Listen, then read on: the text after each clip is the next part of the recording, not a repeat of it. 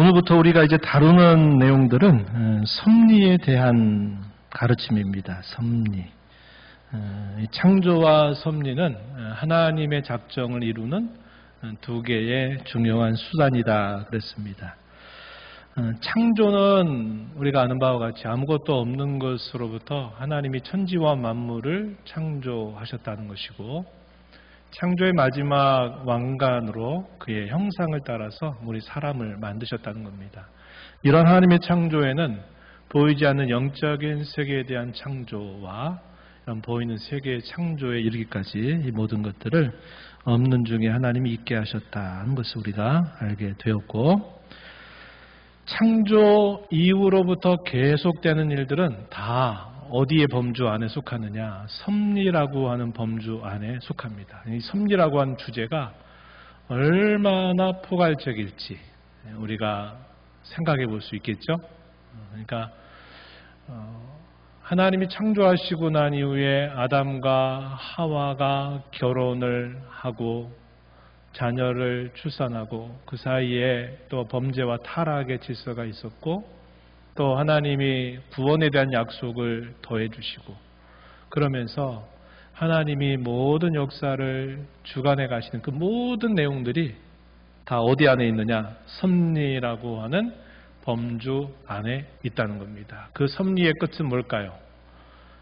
세상의 파국, 세상의 종말이 아니라 이 모든 창조 세계의 영광스러운 완성이다. 이것이 섭리의 끝에서 우리가 만나게 될 복스러운 미래가 된다는 겁니다. 그래서 이 섭리 안에 다루고 있는 이야기들은 성경의 거의 모든 역사가 이 하나님의 섭리 안에서 다뤄지게 된다는 것을 우리가 주목하게 됩니다. 그래서 우리가 이 섭리라고 하는 말을 신앙세계에서 자주 사용하기도 하는데, 이 섭리라고 하는 말이 그만큼 굉장히 우리의 삶의 많은 부분에 대단히 관여하고 있다 하는 것을 우리가 알게 됩니다.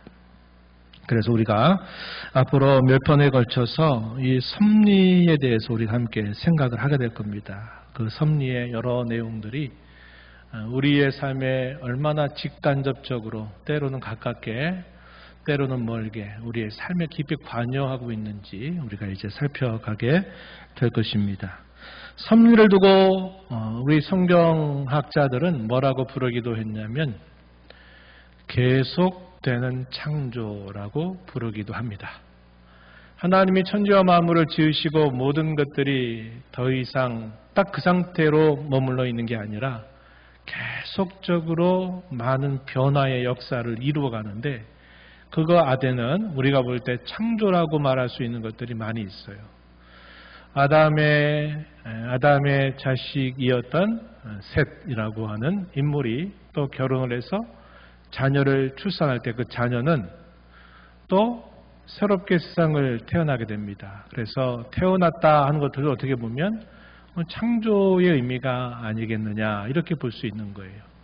그러니까 원칙적으로 창조 이후에 모든 그 이후의 내용들을 섭리라고 보기 때문에 이 섭리 안에서 우리가 창조와 같은 많은 일들을 계속 목격하게 됩니다. 그래서 이 창조와 섭리라고 하는 게 뗄 수 없을 만큼 긴밀하게 연결되어 있다. 그래서 섭리를 계속적인 창조라고 부르기도 한다 하는 겁니다. 그래서 우리가 이런 섭리에 대해서 우리가 이제 살펴가게 될 거예요. 오늘 우리가 살피는 내용은 이 섭리에 대한 신앙고백서의 항목 중에서 1항과 2항의 내용을 살펴보면서 이 섭리가 무엇인가 하는 그 정의를 살펴보고, 섭리를 말할 때는 뺄 수 없는 게 뭐냐면 인과론이라고 하는 겁니다. 원인과 결과라고 하는 것이 계속 꼬리에 꼬리를 물고 어떤 일이 계속해서 연속적으로 일어나게 되는 것들이죠. 우리가 이런 것들을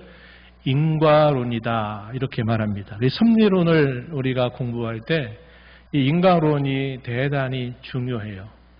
그럴 때 이 인과론 안에서 우리가 지난번에도 그런 이야기를 했는데, 제1원인, 또 그 얘기 또 나오죠. 제2원인 또 나옵니다.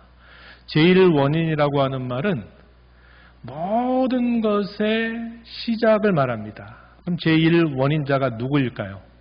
우리 하나님이시다 하는 겁니다.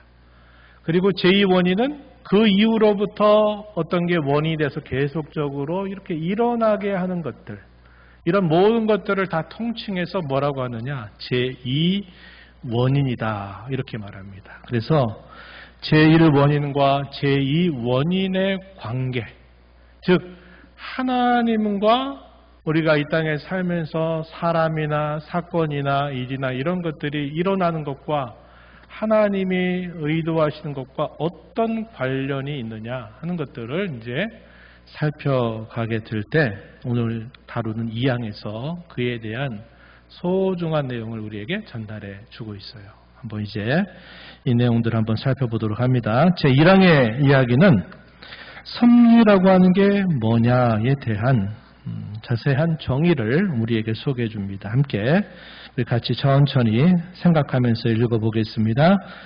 만물의 위대한 창조자이신 하나님께서는 자신의 지혜, 능력, 공의, 선하심 그리고 자비의 영광을 찬미하도록 자신의 작정에 따른 무오한 예지와 자기 뜻에 절대 자유롭고 불변하는 의논에 따라 자신의 지극히 지혜롭고 거룩한 섭리로 지극히 큰 것으로부터 지극히 작은 것에 이르기까지 모든 피조물과 그들의 모든 활동과 그들에게 일어나는 모든 일을 유지하고 지시하며 배치하고 통치하신다.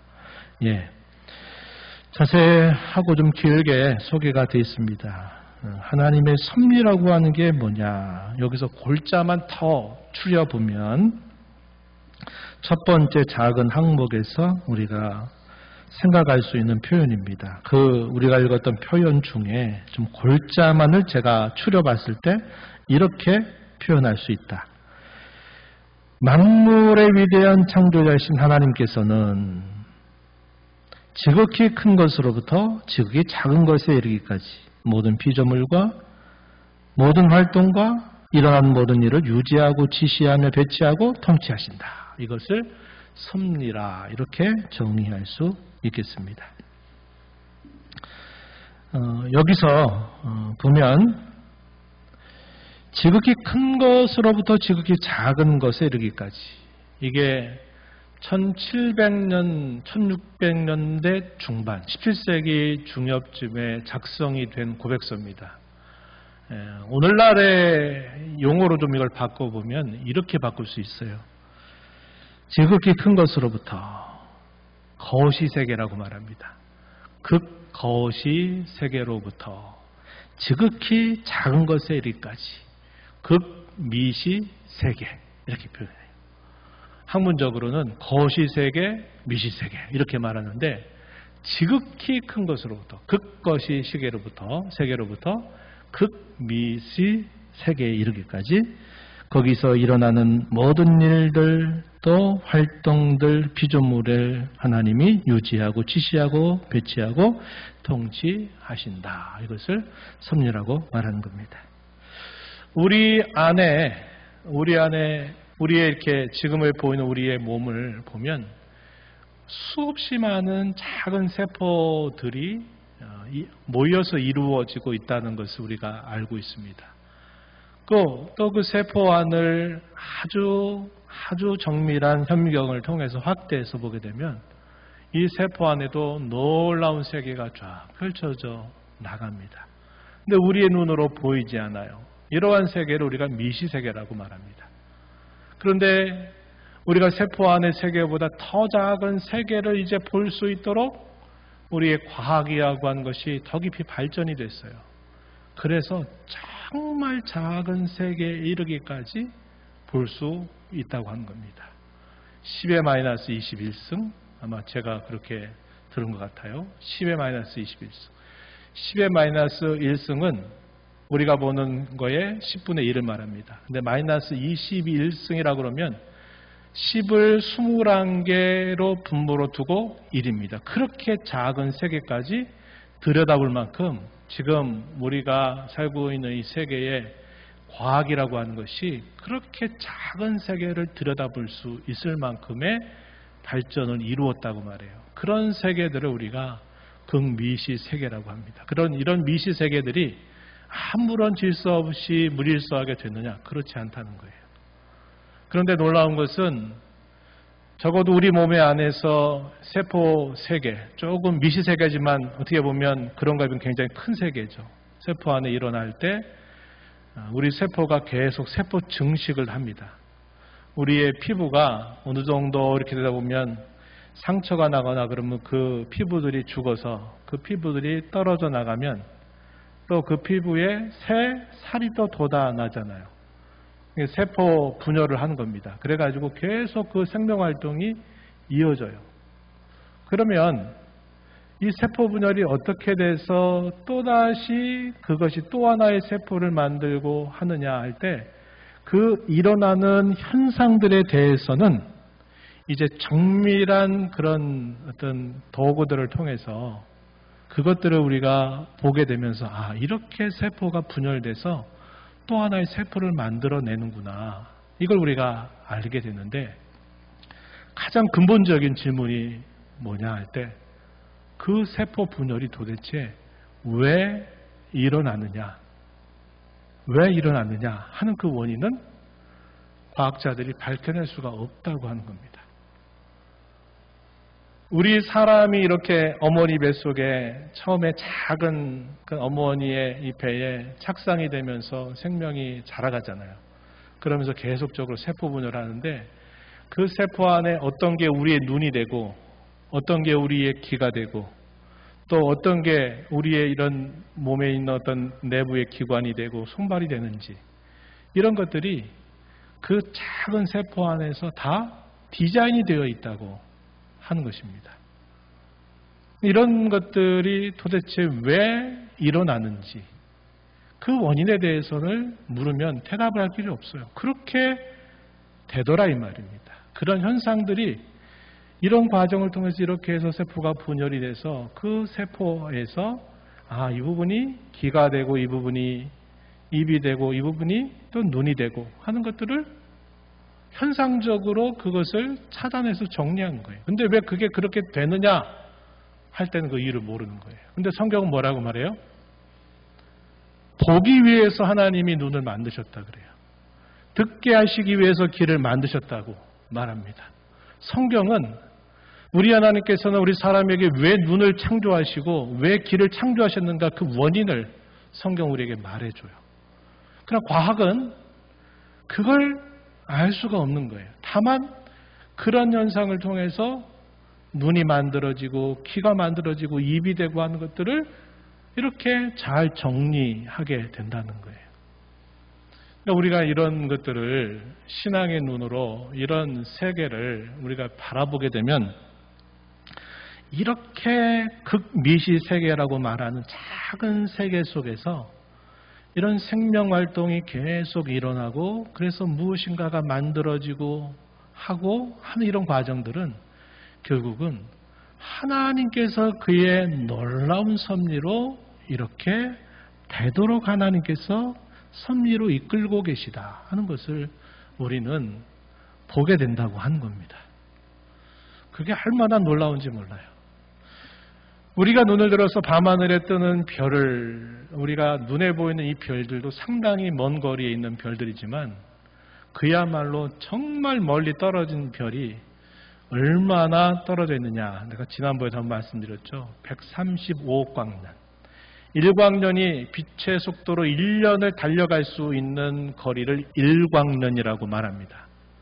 태양이 빛이 발산이 돼서 우리 눈에 여기 지구까지 오는데 걸리는 시간이 아마 여러분 찾아보면 나오겠지만 약 8분 정도로 제가 기억해요. 그러니까 태양에서부터 지구까지의 거리가 광년으로 한 8분 정도, 그러니까 1초에 30만 킬로를 8분씩 달려오게 될 때 태양에서 처음 발화된 그 빛이 우리의 눈에 들어온다는 거예요. 그래서 태양에서 일어난 현상은 얼마의 차이가 생기는 거예요? 만약에 보면 7, 8분 전에 일어났던 그걸 우리가 보는 겁니다. 7, 8분 사이에 만약에 태양이 어떤 변화가 생기면 우리는 언제 그걸 알아요? 한 7, 8분 지나서야 비로소 그 변화가 생겼다는 것을 알게 됩니다. 태양계는 상당히 가까운 거리예요. 근데 먼 이 끝에서 저쪽 끝까지의 그 우주의 크기, 별과 별 사이의 거리를 135억. 상상이 됩니까? 일광년만 해도 그 거리가 어마한데 1년 동안 빛이 달려가는 거리만 해도 어마한데 135억 광년이래요. 얼마나 그 우주가 크냐는 거죠. 우리가 이런 세계들을 극거시세계라고 이렇게 불러요. 그런데 이 신앙고백서의 내용은 아주 큰 세계에서부터 아주 작은 세계까지 하나님께서 그의 섭리로 이것을 배치하고 유지하게 하시고 그것을 다스리신다. 이렇게 가르쳐주고 있다는 겁니다. 이게 얼마나 놀라운 일인가 싶은 거죠.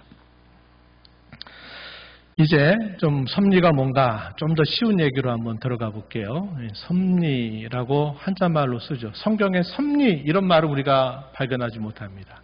그런데 그렇게 하나님께서 하시는 모든 것들을 우리가 섭리라고 불러요. 그럼 이 섭리라고 하는 말의 의미가 뭐냐? 한자말로 풀어보면요.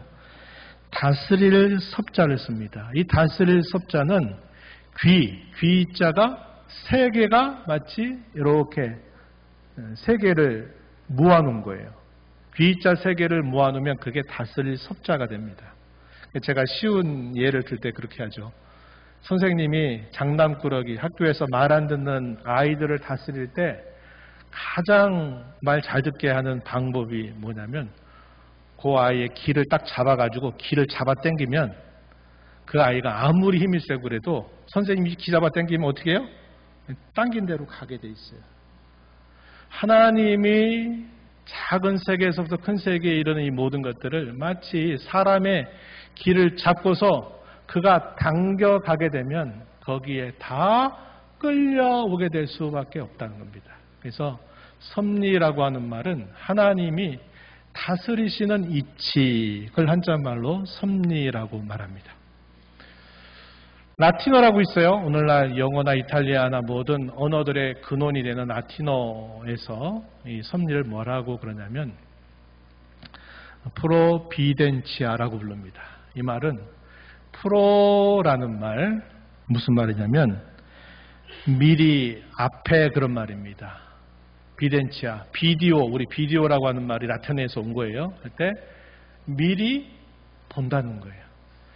미리 본다는 게 무슨 말입니까? 아이가 지금 딱 작은 아이가 칼을 들고서 지금 앞으로 가고 있는데 그 앞에 지금 뭐가 보이냐면 뭐 걸려 넘어질 것 같은 것이 보여요.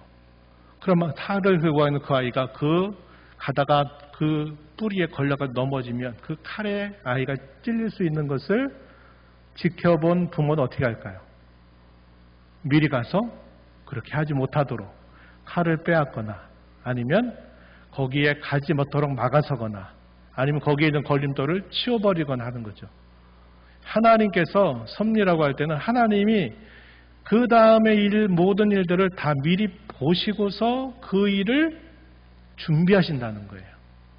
섭리라고 하는 말 속에는 어떤 하나님의 계획이 실현되기 위해서 필요한 모든 것들을 보시고 하나님이 미리 그것들을 다 준비하신다. 이런 의미가 있다는 겁니다. 그래서 우리가 섭리라는 말을 어떨 때 사용해요? 우리가 앞으로 어떻게 될지는 잘 모르겠지만 하나님이 그분의 섭리로 우리의 길을 준비해 주실 거야. 이렇게 말하죠. 이걸 우리가 뭐라고 그래요? 섭리라고 말하는 겁니다. 이런 의미를 담고 있다. 하나님이 하고자 하시는 바에 필요한 모든 것들을 하나님이 차곡차곡 미리 보시고 그걸 다 준비하셔서 하나님의 계획이 반드시 이루어지도록 하신다라고 말할 때 이것을 우리가 섭리라고 부를 수 있다는 겁니다. 우리의 신앙고백서에서는 이 섭리를 내용적으로 잘 풀어줬어요. 우리가 읽은 바와 같습니다. 그럴 때 이 섭리에 있어서 그 섭리의 목적이 뭐냐, 그리고 섭리의 원인이 뭐냐, 섭리 안에 들어가는 그런 모든 현상들이 뭐냐, 이런 것들을 잘 설명해 주고 있어요. 첫 번째, 한번 그 내용을 보시면 성경을 한번 보겠습니다. 성경에 보면 참새 2마리가 한 아사리온에 팔리지 않느냐, 그러나 너희 아버지께서 허락하지 아니하시면 그 하나도 땅에 떨어지지 아니하리라. 너희에게는 머리털까지 다 세신 바 되었으니 두려워하지 말라. 너희는 많은 참새보다 귀하니라. 하나님이 사람에 대하여 섭리를 하실 때 하나님께서 어떤 것들이 해가 되는지, 어떤 것들이 해가 안 되는지, 어떤 것들이 그렇게 될지 안 될지, 이런 것들을 하나님께서 다 조정하신다. 이런 의미에서 하나님이 특별히 자기 백성들, 자기의 자녀를 돌보신다 하는 것을 깨닫게 하시기 위해서 참새 2마리, 당시의 상법에 의해서 팔렸던 이 2마리에 대한 이야기를 통해서 너희가 참새보다 더 귀한 존재다. 참새를 내가 허락해만 그것조차도 이루어진다면 너에게 일어난 그 어떤 일이라도 내가 절대로 허락하지 않는 한 일어날 수 없다. 이러한 것으로 안심시켜 주시는 말씀이죠.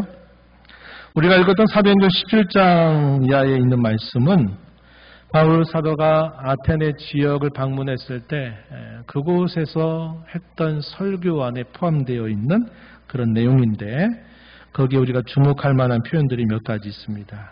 보면 하나님은 만민에게 생명을 주시느니 또 호흡을 주시느니 만물 모든 것들을 친히 주시는 이시다. 이렇게 말합니다. 하나님은 천지의 주제이신데 하나님이 사람에게, 모든 사람에게 생명을 주시고 호흡을 주시고 모든 것들을 친히 주시는 분이다. 이 말을 바꾸면 무슨 말입니까? 하나님이 우리에게 주시지 않으면 우리는 받을 수 없다는 겁니다. 시편 104편에 시편에 아주 화려한 그런 고백이 있어요. 어떤 고백이냐면 모든 동물들이 하나님이 자신들에게 먹을 거 주시기를 간절히 기다리고 있대요. 그래서 하나님이 주시면 그것을 받아서 먹고 즐거워하다가 하나님이 주시지 않으면 결국은 다 죽음으로 돌아간다는 거예요. 우리 사람도 마찬가지입니다. 우리가 지금 호흡을 하고 생명을 활동을 하고 우리가 이런 모든 것들을 우리가 마치 내 손에 가지고 있는 것처럼 하는 것은 내가 내 힘으로 얻은 게 아니라 하나님께서 우리에게 주셨기 때문에 우리가 그분께로부터 받고서 그것을 가지고 있다는 거예요. 욥이 고난 가운데 그런 고백했죠. 주시는 이도 여호와시요 취하시는 이도 여호와시다. 여호와께서 그동안 내게 많은 것들을 정말 주셔서 내가 동방유수 땅에 가장 의인으로 가장 부유한 사람으로 내가 살았지만 그분이 주셨던 것을 취하신다고 한다면 내가 어떻게 그것을 더 가질 수 있겠냐는 거예요. 그래서 하나님은 주시기도 하시고 취하기도 하시는 분이시다. 그러면서 하나님께 찬송을 드리면서 사탄의 시험을 이겨내는 욥의 모습을 우리가 확인할 수 있어요. 우리가 이 사실을 알면 겸손해질 겁니다. 내가 체력 단련 잘했고 내가 건강관리 잘했고 내가 정말 절제해서 잘해서 내가 이렇게 건강하지, 내가 이래서 이런 거 이루었지, 이런 생각을 하기 전에 하나님이 우리에게 그럴 수 있는 걸 주셨기 때문에 우리가 받았다는 사실을 먼저 기억해야 된다는 겁니다. 그래야 겸손을 배우게 되는 것이죠. 하나님이 어떻게 섭리하셨느냐? 인류의 모든 족속을 한 혈통으로 만드셨대요. 알죠? 아담과 하와로부터 모든 인류가 나왔어요. 온 땅에 살게 하셨답니다. 그리고 그들의 연대를 정하셨대요.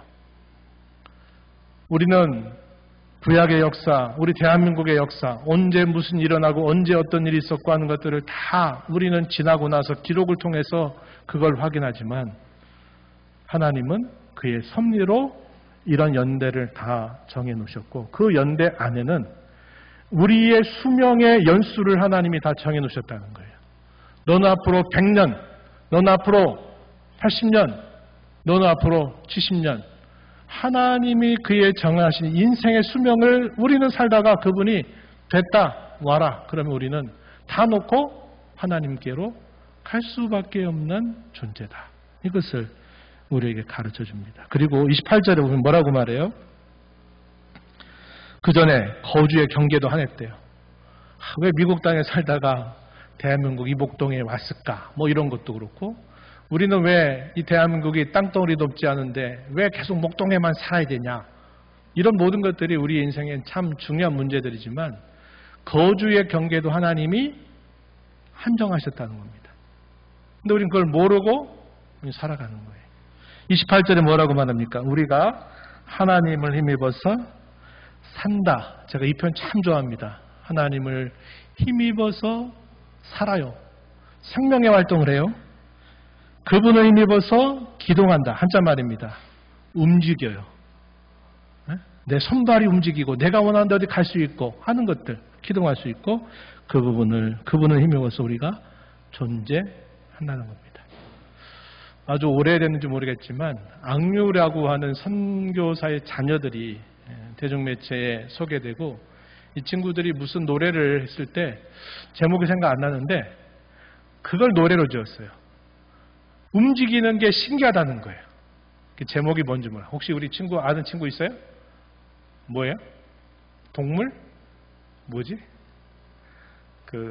그런 제목으로 노래를 지어가지고 많이 불렀던 걸 제가 들어본 기억이 있습니다. 사람이 이렇게 움직이고 하는 것이 우리는 당연하다고 보지만 움직이고 하는 것이 너무나 신비롭다 하는 것을 가사로 만들어서 노래로 지었어요. 그러니까 우리가 존재하고 움직이고 활동하는 생명활동을 하는 것도 하나님을 힘입어서 하는 것이다. 이것이 다 하나님의 섭리 안에 있는 일이다. 이렇게 가르쳐 줍니다. 두 번째 요점은 뭐냐면 이 섭리의 근거는 하나님의 무오한 예지, 미리 아심이고 우리가 계속 살핀 것처럼 모든 하나님의 뜻의 의논에 따라서 뜻의 의논에 따라 작정하신 일을 창조와 섭리로 이루어가신다. 이것이 아주 중요한 하나님의 사역의 근원으로 소개되고 있어요. 이것도 마찬가지다 하는 것입니다. 그리고 목적은 뭐냐? 지혜와 능력과 공의와 선하심과 자비의 영광을 찬미하도록, 더 쉽게 말하면 그분의 영광을 나타내도록 하나님이 그렇게 하셨다. 이렇게 정리할 수 있겠습니다. 그 섭리에서 드러나는 성격은 뭐라고 표현되어 있냐면 지극히 거룩하고 지극히 지혜롭다. 우리 한 사람의 마음도 어떻게 움직이지 못하잖아요. 여러분이 사랑해서 생명처럼 여기는 자식도 내가 하라는 대로 다 되는 게 아니에요. 그렇잖아요. 교회도 마찬가지죠. 다 모든 신자들이 다 하나님 원하는 대로 다 이렇게 하고 싶어도 그게 안 돼요. 어렵단 말이에요. 그런데 하나님이 그의 지으신 모든 만물과 그 안에 활동하는 사람들의 모든 것을 그의 섭리로 이끌어 가시려면 무한한 지혜가 필요할 수밖에 없다는 것이죠. 그리고 하나님 그런 일을 행하시는 데 있어서 악을 만들거나 악한 것들을 하나님이 그것을 부추기거나 그러지 아니하신다 하는 겁니다. 거룩하다 하는 겁니다. 두 번째 2항으로 한번 넘어가 볼게요. 같이 또 읽어보겠습니다. 2항. 비록 제1원인이신 하나님의 성정에 따른 예지에 맞춰 모든 일이 변하지 않고 오류 없이 일어나긴 하지만 동일한 섭리로 하나님께서는 그 모든 일이 제2원인들의 본성에 따라서 필연적으로든지 자유롭게든지 우발적으로든지 일어나도록 명하신다. 하나님은 제1원인자가 되시고 기타 모든 원인들을 우리가 통칭해서 뭐라 그런다 그랬죠? 제2원인들이다. 이렇게 말한다고 했습니다. 그러면 제1원인자이신 하나님과 제2원인들과 어떤 관계가 있느냐 할 때 뭐라고 얘기했냐면 조화를 이루도록 하셨다는 겁니다. 조화. 그래서 우리가 읽은 2항의 뒷부분에 보면 이 모든 일이 제2 원인들의 본성에 따라서 첫 번째, 어떤 경우는 어떻게? 필연적으로 일어나도록, 또 어떤 경우에는 두 번째, 자유롭게 일어나도록, 세 번째는 우발적으로, 우연히 일어나도록 하나님이 명령하신다 하는 겁니다. 그래서 우리가 어떤 그 일과 사건들을 볼 때 우리가 이제 짧은 시각으로 봐도 어떤 거는 그게 그렇게 됐으니까 어쩔 수 없는 일이야. 그건 그렇게 될 수밖에 없었던 일이잖아. 거기에 너 마음 쓰지 마. 그건 어쩔 수 없었어. 그렇게 될 수밖에 없는 일이었어. 너 탓하지 마. 한식으로 말할 때 필연적으로 그렇게 된 거라고 우리가 말할 때가 있죠. 또 어떤 경우는 어떻습니까? 먼저 반대 경우. 우연히 내가 무슨 일 했는데 어떤 일이 겹쳤어요. 우연히 내가 어떤 곳에 갔는데 거기에 아는 사람을 거기서 만날 줄이야. 몰랐어요. 우연히 내가 뭘 했는데 갑자기 그거에서 어떤 일이 생겨버렸어요. 좋은 일이 생길 수도 있고 나쁜 일이 생길 수도 있어요. 우리가 그럴 때 그걸 뭐라고 말해요?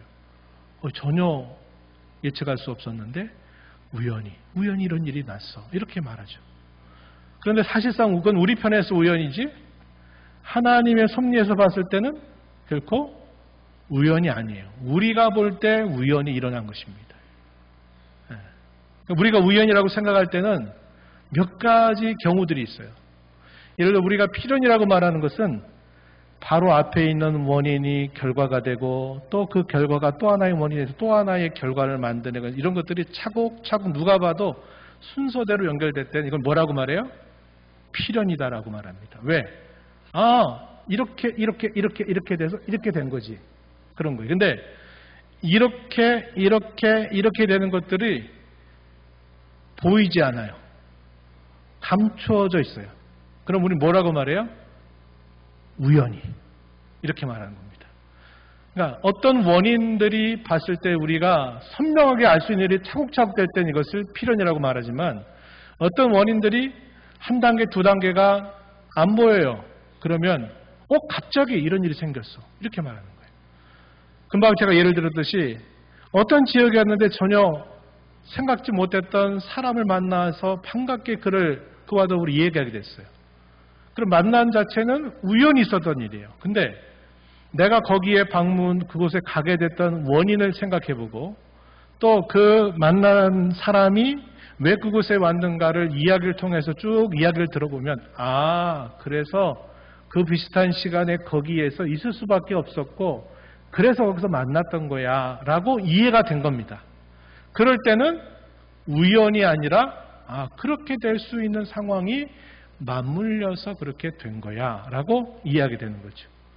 그러니까 그런 거예요. 하나님이 어떤 원인들을 우리에게 다 감추어 두셔버리면 우리는 아무것도 우리가 알 수 없어요. 우연히 갑자기 일어난 일이에요. 그러나 하나님이 어떤 일을 이루실 때 그 하나하나를 다 눈에 보이듯이 나타내시면 그게 우리에게는 필연으로 보이게 된다는 겁니다.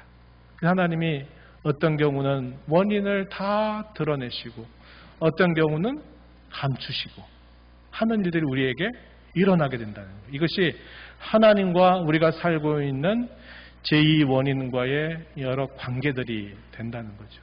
신명기 29장 29절 오늘 새벽에 그런 말씀을 읽었는데 신명기 29장 29절 제가 중요한 구절이라고 얘기하죠. 감추신 일은 우리에게 속한 것이 아니고 나타낸 것이 우리와 후손들에게 속한 것이니 우리로 그 율법을 지켜 행하게 하려 함이십니다. 이렇게 신명기 29장 마지막 29절에 이렇게 말해요. 감추신 일. 누가 감춰요? 하나님이 감춰요. 원인들을 감춰버리면 우리에게는 그 모든 일들이 우연히 전혀 생각지 못하게 일어난 일이 되는 것이고 하나님이 우리에게 그것을 나타내기를 기뻐하셔서 그걸 다 나타내시면 이것은 이렇게 필연적으로 이렇게 될 수밖에 없었어. 이렇게 우리가 이해하게 된다는 겁니다. 하나 빠진 게 있죠. 뭐예요? 자유롭게. 자유롭다는 게 무슨 말이에요?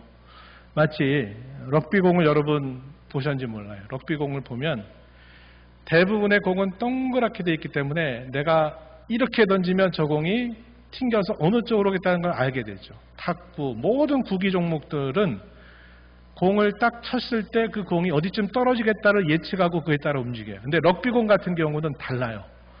이 공 구조 자체가 타원형인데 앞에가 약간 묵직하고 이렇게 있어가지고 럭비공을 휙 던지잖아요. 던지는 것도 어려운데 던지면 그게 땅에 떨어지죠.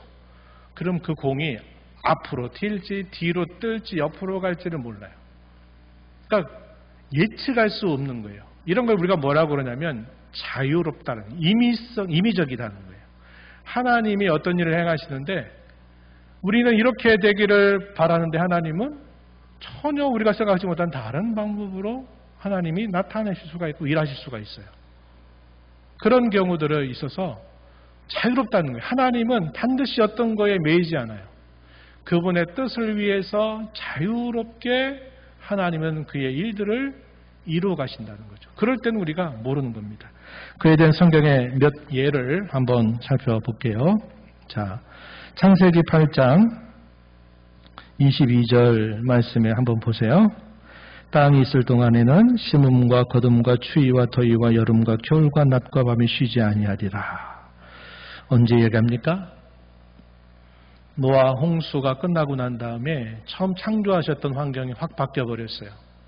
그래가지고 어떤 환경으로 바뀌었냐. 그전에는 온실처럼 모든 지구가 온난해서 모든 식물이 잘 자랄 수 있는 환경으로 조성이 됐지만 노아 홍수 이후에는 그런 환경들이 확 바뀌어버렸습니다. 남극과 북쪽에 빙하가 생기고 그곳에 추위가 생기고 또 적도지방에 더운 것이 생기고 하는 이 변화가 일어났어요. 우리는 그런 변화를 지금도 우린 그대로 받고 오늘을 살고 있습니다. 그래서 해가 뜨면 해가 언제 지겠구나, 또 별이 언제 또 보이겠구나, 또 별의 별자리들이 언제 어느 땅, 언제 어느 시점이나 어디에서 보이겠구나 하는 것들을 우리가 오랜 관찰을 통해서 알게 됩니다. 그것들은 하나님이 필연적으로 움직이게 하신 거예요. 여기에서 만약에 약간의 오차라도 생기면 어떻게 될까요? 인류는 어떻게 될까요? 못 살아요. 못 살아요.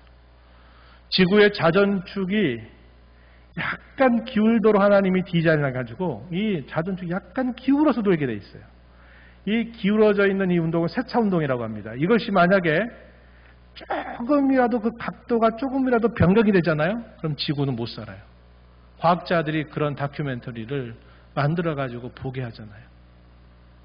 지구 환경의 오염이나 기후의 이 재난이라고 하는 것들이 우리가 많이 우려하고 있지만 만약에 어떤 저런 일로 인해서 자전축이 조금만 바뀌거나 해가 뜨는 시간이나 이런 공전, 궤도나 또 자전이라고 그러죠. 스스로 도는 이것에 약간의 오차만 생겨도 지구는 존속할 수 없다고 이야기합니다. 이게 얼마나 놀랍냐 이거예요. 하나님이 필연적으로 그렇게 세팅을 딱 해두신 겁니다. 절대로 거기에서 조금의 오차도 벗어나지 않도록 하나님이 탁 픽스 시켜놨어요. 필연적으로. 그러니까 우리는 그거 의심하지 않는 겁니다. 하나님이 지으신 이 창조세계 속에 하나님의 그 어떠하심이 얼마나 깊이 배어 있는가를 우리는 알 수 있는 부분이죠. 열왕기상 22장 34절에 보면 아합 왕의 죽음에 대한 이야기예요. 전에도 이 말씀 여러분들에게 소개했어요. 물론 이 이야기 전에 일이 있었죠. 아합과 여호사밧이 연합해서 길르앗 라못을 차지하려고 전쟁에 나가려고 했을 때 여호사밧이 함께 좋다 나가기라고 하는데 여호사밧이 말해요. 하나님의 뜻을 모르는 선진자를 좀 불러서 말씀을 들어보자고 합니다. 당시에 거짓된 선지자들은 무조건 나가십시오. 왕이 나가면 무조건 승리입니다. 이렇게 말을 하니까 여호사밧이 믿음지가 않은 거예요. 그래서 여기 믿을 만한 선지자 없냐고 여호사밧이 물어요. 그랬더니 아합 왕이 뭐라 그럽니까? 저기 어떤 곳에 이 미가라고 하는 이 선지자가 이 사람은 꼭 내가 원하는 거에 반대로 말하는 사람이 있어. 그랬더니 여호사밧이 뭐라 그래요? 빨리 그 사람을 불러오소서. 그 사람에게 물어보자고. 이 미가를 데려와가지고 미가가 처음에는 뭐라고 말해요? 될 겁니다. 그랬더니 아합이 그 말 믿어요, 안 믿어요? 똑바로 얘기해라. 너 그 말 하지 말고 똑바로 하나님께 받은 거 얘기했더니 거기서 죽을 겁니다 라고 예언했어요. 그 말 듣고 안 나간 게 아니라 그대로 나갔어요. 그래서 어떻게 된 겁니까? 아합이 실제로 죽어요. 어떻게 죽어요? 여기 말씀대로입니다. 한 군사가 무심코 활을 쐈어요. 근데 그 시위에 떠난 그 화살이 휙 나가더니 누굴 맞춰요? 갑자기? 아합을 맞힌 겁니다. 근데 그 전쟁이 맹렬하다 보니까 결국은 시간 속에서 그 전쟁터에 빠져나와서 치료를 못하다가 결국 그 맞은 우연히 쏜 화살에 맞아서 아합 왕이 죽어버려요. 그러니까 우리가 볼 때 뭡니까? 우연히, 너무나 우연히, 전혀 의도하지 않았던 화살이 그를 죽일 줄이야 몰랐던 거죠. 시편 이사야서 10장 6절 7절의 내용은 자유성에 대한 하나의 예시 구절이 됩니다. 우리가 오늘 이런 이야기를 통해서 우리가 생각하게 될 때 하나님의 이 섭리가 아주 작은 세계로부터 아주 큰 세계에 이르기까지 하나님의 섭리가 다 미치고 있는데 그 하나님의 섭리가 자기 백성들을 향해서 나타내실 때와 그렇지 않은 사람에게 나타나실 때 분명한 차이가 있어요. 자기 백성들에게 나타나실 때는 어떻게 나타날까요? 하나님이 그들을 돌보시는 방향으로 나타나게 되어 있다는 겁니다. 그래서 우리는 이 하나님의 섭리를 통해서 뭘 봐요? 우리를 돌봐주시는 하나님의 변치 않으심, 우리를 위경 가운데서 위로하신 하나님의 그 놀라우신 손길을 우리는 섭리를 통해서 볼 수 있다는 겁니다. 그래서 이 섭리는 얼마나 우리에게 큰 위로의 주제인지 몰라요. 이런 내용들을 함께 살펴가도록 하겠습니다. 하나님 아버지, 오늘 섭리에 대한 가르침을 함께 나누었습니다. 천지와 만물과 사람의 활동 등 모든 일과 사건들에 대한 크고 작은 모든 일들에 대하여 하나님이 그 일들을 배치하고 다스리시고 주장하시는 일을 통해서 하나님의 거룩한 뜻을 이루어 주시고 하나님의 영광을 나타내신다 하셨습니다. 그 섭리 안에 저희들을 품어주셔서 저희들이 하나님의 섭리 안에 돌보심과 하나님의 은혜를 받고 살게 된 이 사실이 얼마나 저에게 큰 기쁨이요 위로가 되는지 모릅니다. 이러한 위로를 가슴에 품고 또 흩어진 교회 한 주간 동안 믿음 붙들고 하나님과 더불어 살아가는 복된 한 주간 되게 주옵소서. 예수님 이름으로 기도하옵나이다. 아멘.